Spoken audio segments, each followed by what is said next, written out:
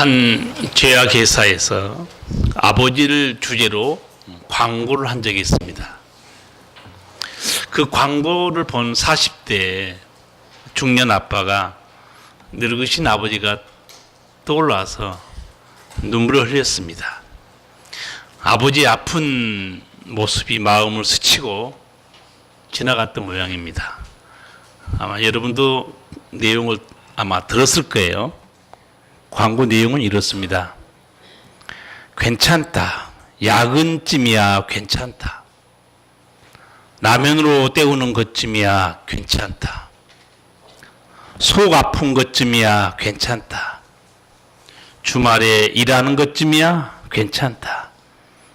자존심 굽히는 것쯤이야 괜찮다. 외로운 것쯤이야 괜찮다. 아빠니까 괜찮다. 힘들어도 피곤해도 아빠니까. 괜찮다는 사람, 아버지 당신을 응원합니다. 이 내용이 지나갔어요. 40대 중년 아빠가 되고 보니까 이 아빠가 아버지를 젊은 날 너무 힘들게 했던 게 기억나서 눈물 흘리면서 참회의 글을 썼습니다. 돌이켜보면 얼마나 생각 없는 짓을 많이 했는지 불효자도 이런 불효자가 없어요. 철없이 용돈 타령이나 하고 사고나 쳐서 합의금으로 생돈 깨지기나 할 줄 알았지 효도는 담을 쌓고 살았으니까요. 정신 못 차리던 20대 어느 날 술을 잔뜩 마신 후 사고를 쳐서 경찰서에 끌려가고 새벽 시간에 집에 연락이 간 일이 있었습니다. 아버지가 힘들 거라고 생각은 해본 적이 없는 것 같아요. 아버지는 항상 괜찮다 는 말밖에 하지 않으셨으니까요. 아버지는 그 새벽에 경찰서로 오셔서 사과에 합의까지 끝내시고 아직도 술이 안 깬 길길이 날뛰는 저를 데리고 집으로 가셨죠. 이런 글을 썼어요. 광고를 보면서 아버지가 제게 했던 말씀, 그리고 아들의 뒷수습을 할 때도 항상 했던 말씀이 떠올랐던 거예요. 아버지는 괜찮다. 자존심 굽히는 것쯤이야 괜찮다. 너만 탈이 없으면 아버지는 괜찮다. 이 괜찮다는 이 단어 하나에 아들이 눈물을 흘린 거예요. 사고는 자식이 칩니다. 수습은 누가 합니까? 수습은 아버지가 해요. 그래서 제가 설교 제목을 그렇게 잡았어요. 사고는 자녀가, 뒷수습은 아버지가. 우리 하나님도 그렇습니다. 오늘 이 말씀 보면요, 야곱의 식구들이 사고칩니다.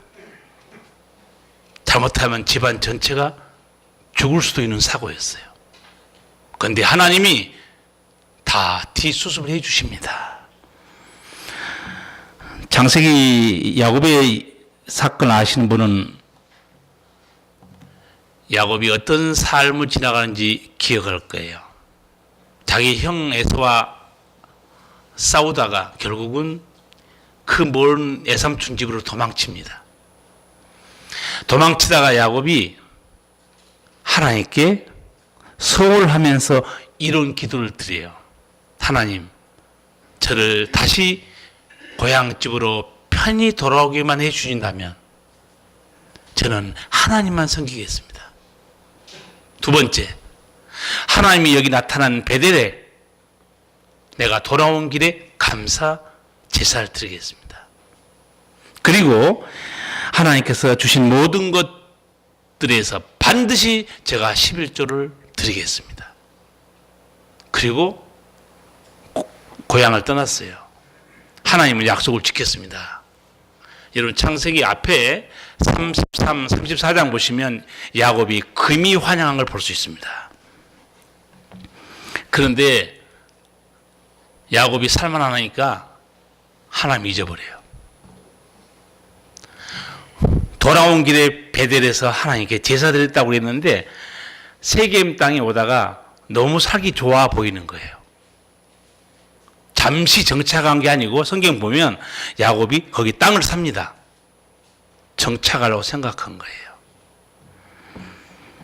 하나님의 약속은 잊어버린 겁니다. 그런데 뜻밖의 이 동네에서 야곱의 가정에 우환이 닥칩니다. 야곱이 딸이 하나밖에 없죠. 외동딸입니다. 그 동네 세겜이라는 성의 추장 아들에게 성폭행을 당합니다. 이걸 본 오빠들이 가만히 있어요. 다 죽여버리겠다고 나섭니다. 그리고 계략을 꾸며요. 우리 여동생을 데리고 가고 싶냐? 할례를 받으라고 그래요. 할례, 포경수술입니다. 그래서 할례를 받았어요. 그리고 힘들어하고 있을 때 야곱의 아들들이 칼을 차고 와서 그 성 추장 아들부터 다 죽이기 시작합니다. 자식들이야 분노해서 그렇겠지만 아버지 야곱은 그 사건을 들고 벌벌 떱니다. 왜 떨었겠어요? 자기 집안 숫자는 몇 명 안 되거든요. 세겜성 사람들이 만약에 죽이려고 덤벼들면요, 살 길이 없어요. 야곱이 지금 집안의 큰 사건을 보면서 생각이 많았을 거예요. 성도 여러분도요, 살다가 큰 사건들을 마주치잖아요. 그때 비로소 정신을 차립니다. 그래서 집안에 큰 사건, 우환이 닥치면 사람은 본능적으로 믿음이 있다면 두 가지를 보게 되어 있습니다. 밖으로는 하나님을 쳐다봅니다. 안으로는 내 자신을 살피게 되어 있습니다. 야곱도 생각이 많았을 거예요. 왜 우리 집에 이런 일이 일어났는가? 야곱은 자식들이 벌여놓은 일 때문에 우리 식구가 다 죽을 수도 있겠다 벌벌 떨고 있었어요. 그때 하나님이 뒤수습을 하십니다. 1절 말씀이에요. 같이 읽겠습니다. 하나님이 야곱에게 이르시되 일어나 베델로 올라가서 거기 거하며 네가 내 형 에서의 낯을 피하여 도망하던 때에 네게 나타났던 하나님께 거기서 단을 쌓으라 하신지라. 아멘. 하나님의 음성이 들려와요. 야곱아, 베델로 올라가라. 야곱은 이 하나님의 음성이 무슨 뜻인지 너무 잘 알고 있습니다. 가슴이 찔렸을 거예요. 자기가 약속했잖아요. 하나님이 나를 먹여주시고 지켜주시고 무사히 고향 집에만 돌아오게 해주시면 내가 하나님께 감사의 제단을 쌓겠습니다. 하나님을 잊어버리는 거죠. 베델로 올라가라. 야곱은 알고 있습니다. 무슨 뜻일까요? 약속을 지켜라? 그보다 더 중요한 게 있습니다. 하나님과 관계를 회복하라는 거예요. 그래서 야곱은 이 우환을 당하고 정신이 났어요. 자기의 변질된 믿음, 하나님의 은총에 다시 그 은총 속으로 들어가려고 야곱은 믿음이 있기 때문에 다시 결단합니다. 2절 3절을 같이 읽겠습니다. 야곱이 이에 자기 집 사람과 자기와 함께한 모든 자에게 이르되 너희 중에 이방 신상을 버리고 자신을 정결케 하고 의복을 바꾸라. 우리가 일어나 베델로 올라가자. 나의 환난 날에 내게 응답하시며 나의 가는 길에서 나와 함께 하신 하나님께 내가 거기서 단을 쌓으려 하노라 하매. 아멘. 야곱의 믿음이 얼마나 이제 변질되는가 자기 처들의 모습을 보면 알 수 있습니다. 자기 이방에서 얻은 처들이지만 처들이 지금 뭘 가지고 있는가? 이방 신상을 가지고 있습니다. 야곱이 체험한 하나님, 놀라우신 하나님이에요. 자기 집안 식구들에게 이 하나님을 가르쳤어야 됩니다. 하나님만 섬기도록 그렇게 가르쳤어야 돼요. 그런데 자기 아내들이 이방 신상을 가지고 살고 있어요. 야곱이 깨달은 겁니다. 그래서 아내들에게 말합니다. 너희 중에 이방 신상을 버려라. 이것이 하나님의 은혜를 입는 길입니다. 우상을 버려야 돼요. 불신앙에서 회복돼야 됩니다. 이게 하나님의 은총을 받는 길이에요. 야곱은 알고 있습니다. 하나님의 음성을 듣고 정신이 난 야곱은 이제 하나님의 소원을 지키려고 세겜의 산을 정리하고 떠납니다. 그런데 야곱이 떠나려고 결정을 했지만요, 진짜 무서운 일이 또 하나 남아 있습니다. 오늘 본문 보시면 감을 잡을 수 있는 말씀이 있어요. 진짜 야곱 스스로 벌벌 떨리는 아직 해결되지 않은 문제가 하나 남아 있어요. 그게 뭐겠습니까? 세겜 추장이 가만히 있겠습니까? 자기 아들이 죽었는데. 그 성의 청년들이 야곱의 아들 때문에 죽었는데 가만히 있겠어요? 여러분 같으면 가만히 있겠습니까? 아마 벌떼처럼 일어나가지고 쫓아갑니다. 한 놈도 남기지 말고 죽여라. 야곱은 사실 그게 굉장히 두려웠던 거예요. 그렇지 않겠습니까? 그런데 하나님이 그걸 다 보고 있습니다. 하나님이 그것까지 뒷수습을 완벽하게 해줍니다. 그게 5절 말씀이에요. 같이 한번 읽겠습니다. 그들이 발행하였으나 하나님이 그 사면 고울들로 크게 두려워하게 하신 거로 야곱의 아들들을 추격하는 자가 없었더라. 아멘. 이제 감이 잡히죠. 하나님이 추격 못하게 해버립니다. 벌써 하나님 다 보고 있어요. 자기 자식이 죽었는데 누가 가만히 있겠습니까? 가서 몰살시켜버리지. 근데 하나님이 그걸 다 내다보고 있습니다. 이 하나님이 어떻게 하셨냐? 사면 고울들로 크게 두려워하게 하신 거로 야곱의 아들들을 추격하는 자가 없었더라. 세겜 사람들이 쫓아가서 죽일 수 있는데 못 죽였어요. 왜 그랬는가? 하나님이 그 사면 고울들로 크게 두려워하게 하신 거로. 나는 이 두려움이 뭔가 한번 찾아봤어요. 이 단어가. 직역하면 이런 문장입니다. 하나님이 공포가 그 사면 고울들 위에 있었다. 이렇게 되어 있습니다. 원래 문장을 보면 하나님의 공포가 그 사람들 머리에 임한 겁니다. 전능하신 하나님의 공포가 임한데 누가 당하겠습니까? 사고는 야곱의 식구들이 쳤어요. 뒷수습은 누가 좀 해주십니까? 하나님이 해주세요. 여러분 성경 보시면 하나님의 역사가 이렇게 명명백백한데도 아직도 철없는 성도들이 있어요. 목사님, 진짜 하나님이 계실까요? 이런 성도는 어떻게 도와드려야 될까요? 성경에 보면 하나님이 살아계셔서 명명백백의 역사한 사건이 한두 가지가 아닙니다. 성경을 안 읽으니까 그렇죠. 목사님, 정말 하나님이 계실까요? 교회 다니면서 하나님 말씀을 잘 모르고 하나님이 계신지 모른다. 참 불쌍한 믿음입니다. 불행한 믿음이에요. 왜? 하나님은 좋은 누가 누리는가? 예수님 말씀했어요. 내 믿음대로 될 것이다. 그렇죠? 내 믿음대로 될 것이다. 야곱은 하나님 은혜로 금이 환영했습니다. 하나님이 그렇게 해주신 거예요. 마땅히 하나님께 입에 배들여서 감사 제사를 드렸어야 돼요. 살만 하나니까 달라집니다. 여러분, 혹시 하나님 은혜로 잘 나가고 돈도 많이 벌었습니까? 제가 부드럽게 말씀드릴게요. 잘 나갈 때 조심하세요. 아멘이 없는 거 보니까 돈 버는 사람이 없는 것 같아요. 잘 나갈 때 조심해야 됩니다.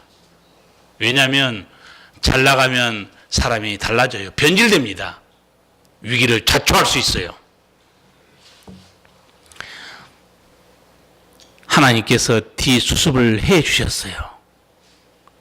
야곱이 왜 이런 은혜를 입었을까요? 딱 한 가지 중요한 사실이 있습니다.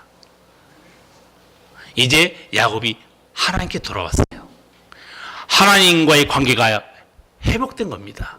거기서부터 하나님 은혜는 다시 시작됩니다. 여러분, 탕자의 비유를 보세요. 아버지가 부자면 뭐합니까? 아들이 객지에서 안 들어오는데, 굶어 죽고 안 들어오는데 아버지가 어떻게 도와주시냐고. 돌아와야 됩니다. 하나님 품으로. 여러분, 나도 모르게 슬금슬금 하나님께 혹시 멀어진 사람 있습니까? 잘 보세요. 내가 약간 멀어진 게 아닌가? 혹시 약간 변질된 게 아닌가? 조심하세요. 나가면 거기 사자 있습니다. 무슨 사자가 있는지 아시죠? 무슨 저승사자요? 마귀가 우는 사자같이 삼킬차를 두루 찾습니다. 하나님 품에 밖에 나가시면 우는 사자가 또 기다리고 있습니다. 조심해야 돼요. 야곱이 이제 하나님 품으로 들어온 순간 하나님이 역사하기 시작합니다. 뒤수습을 완벽하게 해버립니다. 분명히 추격할 수 있었는데도 하나님이 다 막아버려요. 얼마나 큰 은총입니까? 여러분, 하나님과 관계가 회복된 자들, 이렇게 하나님이 지켜주시는 사실, 이 은총 기억하시기 바랍니다. 야곱이 은혜를 입은 이 하나님은 어떤 하나님이셨는가? 야곱이 자기 입으로 오늘 여기 고백합니다. 내가 믿는 하나님 어떤 하나님인가? 거기 나와 있죠? 3절에 나의 환난 날에 응답하신 하나님. 그렇죠? 나의 가는 길에 나와 함께 하시는 하나님. 야곱이 체험한 하나님이에요. 이런 좋으신 하나님을 떠나서 자기 마음대로 산다는 거, 가시밭길로 들어가는 겁니다. 지금 야곱을 사랑하시고 야곱이 어찌할 수 없는 상황에서 뒷수습을 다 해 주신 거 보면 야곱이 고백한 하나님이 확실한 걸 증명됩니다. 나의 환난 날에 내게 응답하신 하나님, 나의 가는 길에 나와 함께 하신 하나님, 지금 증명되고 있어요. 하나님 다 지켜주잖아요. 하나님께서 야곱의 뒤만 봐주는 거 아니에요. 성경이 너무 많아서 몇 가지만 오늘 좀 추려서 말씀드릴게요. 하나는 자기 할아버지 얘기입니다. 자기 할아버지 아브라함도 사고 친 적 있죠? 무슨 사고 친 적 여러분 아십니까? 아브라함을 부르신 하나님 아브라함에게 어마어마한 복을 약속합니다.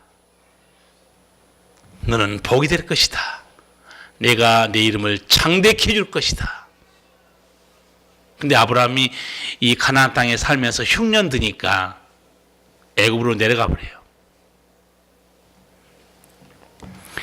애굽으로 내려가는데 거기서 위기를 느끼니까 아내를 빼앗길 것 같아요.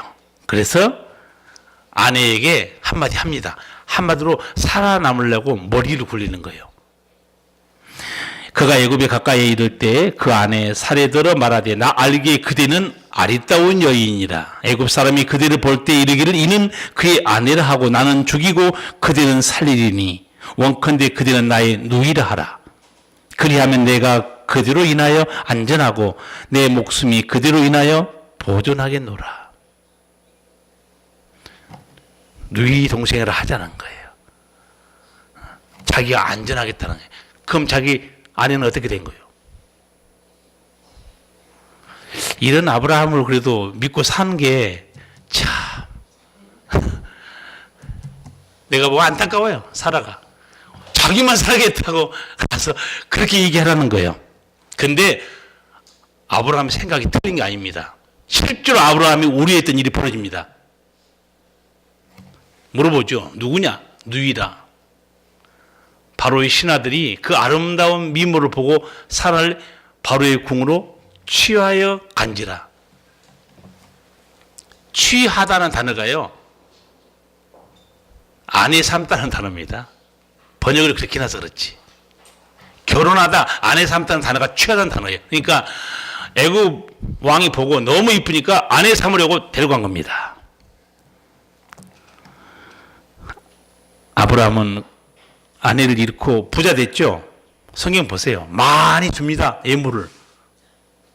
이렇게 좋은 여동생을 두었다니 이 예물을 다 받으라고. 한몫 챙겼는데 마누라 지금 잃어버린 겁니다. 그리고 얼마나 근심하고 있겠어요. 아브라함이 어찌할 도리가 없습니다. 그때 하나님께서 또 뒤수습해 주십니다. 어떻게 이 문제를 하나님이 해결해 주십니까? 성경이 이렇게 되어 있어요. 여호와께서 아브라함의 아내 사레의 용고로 바로와 그 집에 큰 재앙을 내리신지라. 사레를 데리고 들어갔는데 하나님이 재앙을 내려요. 제가 이 단어가 무슨 단어냐, 어떤 재앙인가 그 단어를 봤어요. 역병이라는 단어입니다. 하나님이 역병, 전염병으로 쳐버린 거예요. 갑자기 바로가 놀래 자빠진 겁니다. 그래서 죽을 수도 있었어요. 바로 식구들이 아브라함을 불러서 꾸짖습니다. 바로가 아브라함을 불러서 이르되 네가 어찌하여 나를 이렇게 대접하였느냐? 네가 어찌하여 그를 내 아내라고 내게 고하지 아니하였느냐? 아브라함의 아내를 빼앗기를 뻔한 사고는 누가 쳤는가? 아브라함이 쳤어요. 그런데 수습은 누가 해줘요? 하나님 수습 다 해줍니다. 왜 이렇게 하나님은 수습해 주시는가? 택한 백성입니다. 아버지께서 택한 백성이에요. 우리는 상황을 통제할 능력이 없습니다. 상황에 휘말려서 고통을 당할 뿐이에요. 그리고 때로 우리 힘으로 헤쳐나오지 못할 때도 많습니다. 어떤 일이 일어날지도 몰라요. 뒤수습해 주는 거, 사고를 당할 때 하나님이 어떻게 보이지 않는 손길로 역사했는가 하나만 더 말씀드릴게요. 이스라엘 백성들이 40년의 광야 생활을 다 마쳤습니다. 이제 모압 땅을 지나면 가나안 땅으로 들어가요. 그런데 이스라엘 백성이 알지 못하는 엄청난 저주가 그들을 기다리고 있었습니다. 혹시 그 저주가 뭔지 아실지 모르겠어요. 모압 왕이 이스라엘 백성 오는 거 보고 너무너무 무서워가지고 이방 선지자 발람을 매수합니다. 매수해서 저주하라고 그래요. 이 이방 왕도요, 사탄의 능력을 알고 있습니다. 여러분, 사탄도 어마어마한 능력이 있습니다. 한번 후려친 거 보세요. 욥기에 무섭습니다. 그래서 이 모압 왕이 이 발람이란 거짓 선지자를 고용해서 이렇게 말합니다. 이제 오셔서 나를 보아서 이 백성을 저주하여 주시기 바랍니다. 그들은 너무 강해서 나로서는 도저히 감당할 수 없습니다. 그렇게만 해 주신다면 나는 그들을 쳐 부수어서 이 땅에서 쫓아낼 수 있을 것입니다. 그대가 복을 비는 이는 복을 받고 그대가 저주하는 이는 저주를 받는다는 것을 나는 알고 있습니다.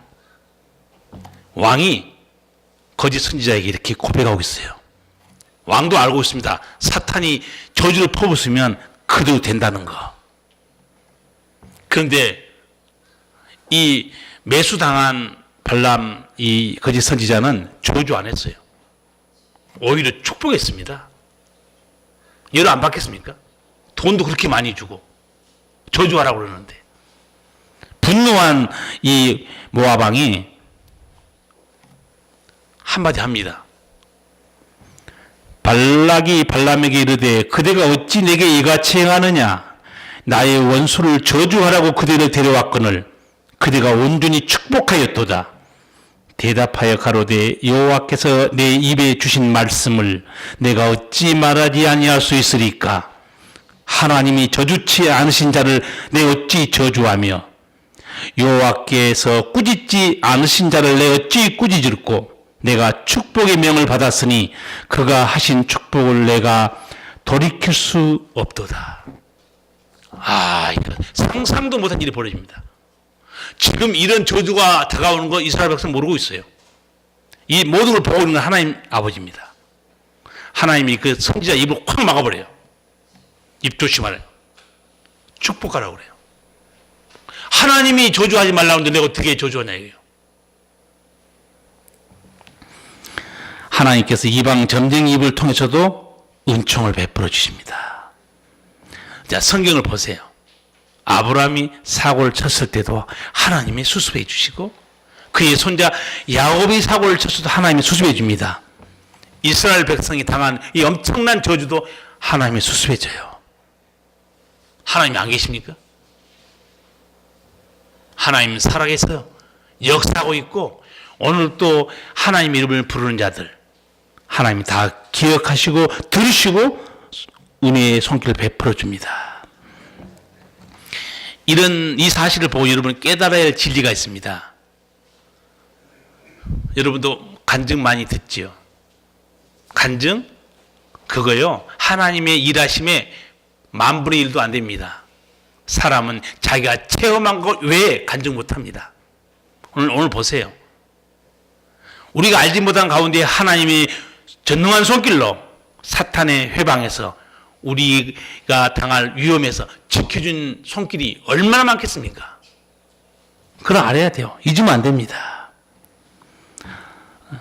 그래서 이렇게 하나님의 은혜를 받고 산 우리들은 찬송가 410장을 마땅히 불러야 돼요.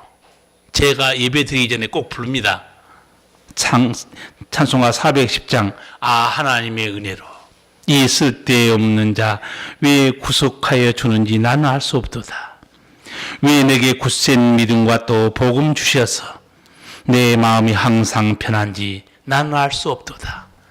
왜 내게 성령 주셔서 내 마음을 감동해 주 예수 믿게 하는지 나는 알 수 없도다.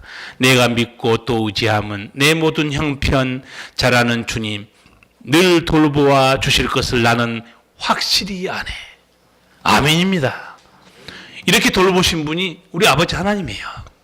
성도 여러분, 우리에게 이런 하나님의 계시다는 게 은총입니다. 이 아버지 품을 떠나지 말고 하나님을 늘 찬송하시기 바랍니다. 앞에 언급한 데도 부모도 마찬가지예요. 살다 보면 자녀들이 뜻하지 않은 사고 당합니다. 아니 또 사고를 칩니다. 누가 수습하시는가? 부모가 합니다. 환갑이 넘은 아버지가 30이 다 된 이 큰아들 카드 빚 갚아주고 목숨을 끊었어요. 카드 빚 갚아주면 끝난 거 아니에요? 아니 이가 뭐 사업하다가 빚을 진 것도 아니고 탕진하고 유흥가에 돌아다니며 쓴 빚이 6,200만 원이에요. 아버지가 3,000만 원 있는 거 다 통장 털어서 갚고 나머지는 대출 받아서 또 갚아줬어요. 그거 끝난 거 아니에요? 근데 아버지는 딱 단 한 문장의 유서를 남기고 세상을 떠나버렸습니다. 뭐라고 아버지가 유서를 남겼는가? 아들아, 빚을 갚았으니 이제 모든 것이 끝났다고 생각하지 마라. 무슨 뜻인지 알겠습니까? 아들 빚 다 갚아줬어요. 그런데 왜 아버지 스스로 목숨 끊었겠어요? 아들아, 빚을 다 갚았으니 이걸로 모든 것이 끝났다고 생각하지 말라는 거예요. 그 아버지가 무슨 말 하고 싶은 걸까요? 네가 정신 못 차리면 앞으로도 너는 망한다는 거예요. 부모, 자식의 모든 문제를 떠안고 있습니다. 그러나 부모는 자기 자식을 새로운 피조물로 만들 수 있는 힘이 없어요. 하나님만이 우리를 변화시켜버립니다. 모든 문제를 수습해줘요. 우리 하나님, 제 자녀가 엄청난 사고 친 거 알고 계시죠? 하나님의 첫 번째 자식이 누구였습니까? 아담이었죠. 하와였습니다. 아담과 하와가 돌이킬 수 없는 엄청난 사고를 쳐버립니다. 그 사고가 무슨 사고였죠? 예, 선악을 알게 하는 나무 실과를 먹는 사고를 쳤어요. 자, 이 사고로 어떤 일이 벌어진 줄 아시죠? 자신도 죽었어요. 오고 오는 모든 후손들이 다 죽습니다. 얼마나 큰 사고입니까?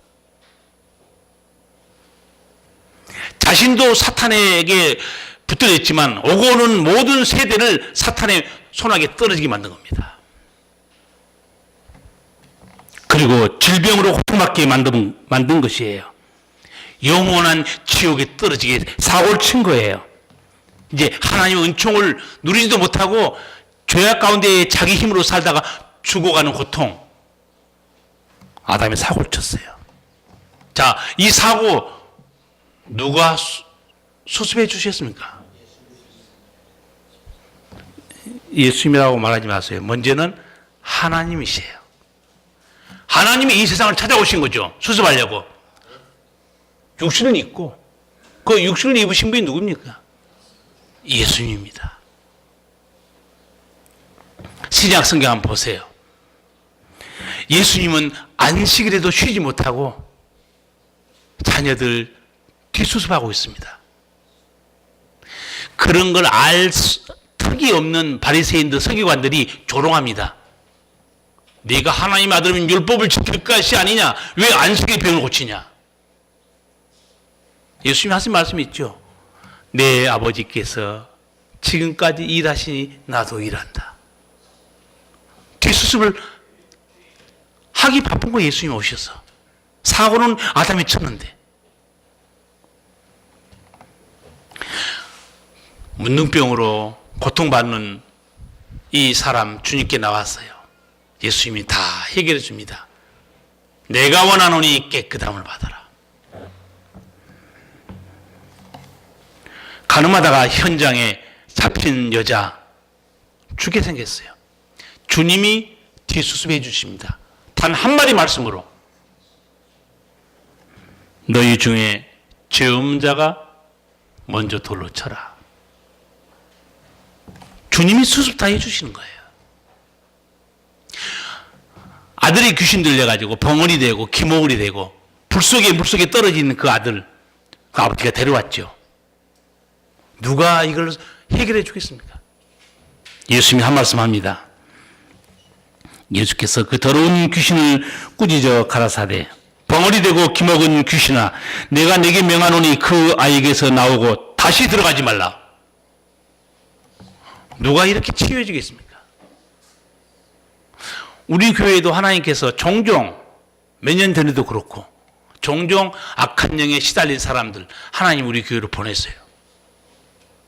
의사가 그걸 볼 수 있는 눈이 없죠. 대부분 우울증이나 정신질환으로 보지만 사실은 악한 영이 역사한 게 굉장히 많습니다. 제가 이 부분에 대해서 한번 여러분에게 말씀드리면서 그 연대 정신과 그 의사인가 그분이 책을 썼는데 이렇게 말했더라고요. 이 정신질환은 정신과 의사와 목사님이 함께 해야 제대로 된다는 글을 썼어요. 내가 그 책 읽어보고 이 정신과 의사는 알고 있습니다. 목사들은 모든 사건을 영적인 영역으로 해석하려고 그러고 정신과 의사는 물리적인 정신질환으로만 보려고 한다는 거예요. 같이 해야 된다는 거예요. 그래서 이런 정신과 의사도 있구나. 우리가 당하는 모든 문제들 누가 수습해 주셨냐? 예수님이 합니다. 그리고 아담과 하와가 사고를 친 그 가장 근본적인 문제, 죄와 사망의 문제, 예수님이 어떻게 처리해 주셨는가? 예수님이 이렇게 말씀합니다. 나는 부활이요 생명이다. 나를 믿는 자는 죽어도 살겠고 살아서 나를 믿는 자는 영원히 죽지 않는다. 주님이 우리에게 주신 은총의 길입니다. 주님이 또 이렇게 말씀해요. 진실로 진실로 너희에게 이르노니 죽은 자들이 하나님의 아들의 음성을 들을 때가 오나니 곧 이때라. 듣는 자는 살아나리라. 예수의 음성을 들어 살아납니다. 그리고 예수님이 이렇게 말해요. 살리는 것은 영이니 육은 무익하니라. 죄와 사망에서 살리는 것은 영이니 하나님의 영입니다. 성령입니다. 육은 무익하니라. 육이 뭔지 아세요? 인간의 철학, 뉴에이지, 사이언스, 인간이 만든 종교입니다. 다 육에 속한 것들이에요.